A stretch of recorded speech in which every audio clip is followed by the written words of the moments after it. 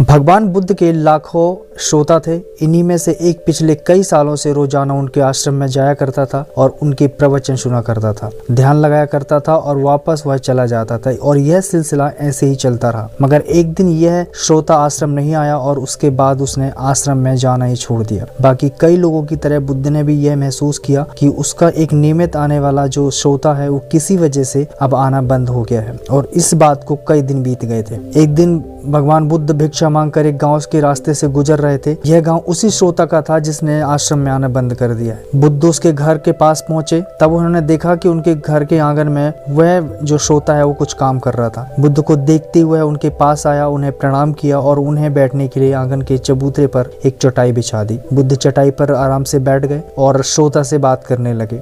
बुद्ध ने पहले उस श्रोता के स्वास्थ्य के बारे में पूछा और फिर पूछा कि उसके परिवार में सब कुशल मंगल तो है। तो श्रोता ने कहा, जी सब कुछ बढ़िया है, सब बढ़िया चल रहा है, कोई भी अस्वस्थ नहीं है। अगर सब कुछ बढ़िया है तो तुम आश्रम में आना क्यों छोड़ दिए हो? यह सुनकर जो श्रोता था वो थोड़ा सा शर्मिंदा हो गया, थोड़ा सा रुक गया और कहा, गुरुजी मैं क्या करता, मेरे पास पहनने के लिए सिर्फ एक ही जोड़ी कपड़ा है और वह भी जगह जगह से फटा हुआ है, उसमें कई जगह छेद हो गए हैं। अब आप ही बताइए ऐसी हालत में मैं इतने सारे लोगों के सामने कैसे आता? बुद्ध ने उसकी तरफ ध्यान से देखा और पाया कि उसकी बातों में वो पूरी तरह सच्चाई थी और वह सही बोल रहा था और वाकई में उसके जो कपड़े थे वो फटे हुए थे। बुद्ध ने मुस्कुराते हुए उसके कंधे पर हाथ रखा और बोला कि भरोसा रखो, सब कुछ ठीक हो जाएगा, और वो वहां से चले गए। एक बार बुद्ध जब प्रवचन दे रहे थे तो प्रवचन खत्म होने के बाद बुद्ध ने अपने एक जो उनका श्रोता थे वो काफी पैसे वाले थे, काफी धनवान थे, तो उनको वो रुकने के लिए बोले। बुद्ध ने उससे कहा कि उनके गरीब जो श्रोता था उनको 2 जोड़ी कपड़े भिजवा दे।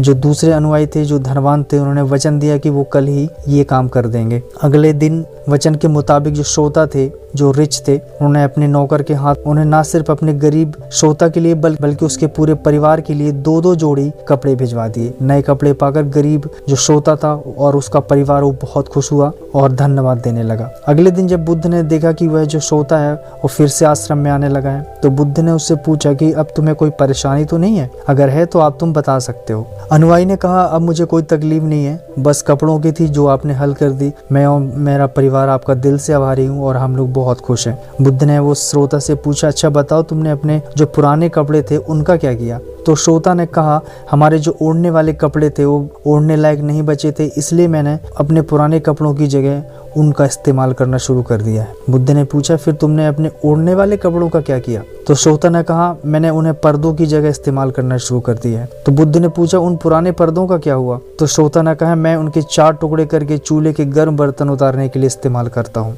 तो बुद्ध ने कहा, पहले गर्म बर्तन पकड़ने के लिए इस्तेमाल करते थे, उन कपड़ों का क्या हुआ? घर के पोछा लगाने के लिए इस्तेमाल करता हूँ। भगवान बुद्ध ने कहा, अच्छा ये भी बता दो कि पुराने पोंछों का क्या हुआ? श्रोता ने कहा, वह कपड़ा कुछ भी करने लायक बचा ही नहीं था, इसलिए मैंने उस कपड़े को अलग अलग कर दिया, छोटे छोटे टुकड़े बना लिए और उनसे दिया की बाती बना ली। इन्हीं बातियों में से एक बाती आज इस आश्रम भी मैंने जलाई है और उसी की रोशनी में हम बैठे हुए हैं। भगवान बुद्ध ने उस अपने श्रोता की बात सुनकर बहुत खुश हुए। उन्हें इस बात का काफी संतोष हुआ कि उनका एक जो श्रोता है किसी भी वस्तु को अच्छी तरह से इस्तेमाल करना और हर वस्तु की कदर करता है। दोस्तों इस कहानी को उन लोगों तक जरूर पहुंचाएं जो आसानी से मिलने वाली वस्तुओं की कदर नहीं करते हैं और जरूरत से ज्यादा ले लेते हैं, फिर बिना अच्छे से इस्तेमाल किए उन्हें वेस्ट करते हैं या फिर उन्हें फेंक देते हैं। उम्मीद करता हूं कि ये कहानी आपको पसंद आई होगी। बहुत बहुत धन्यवाद।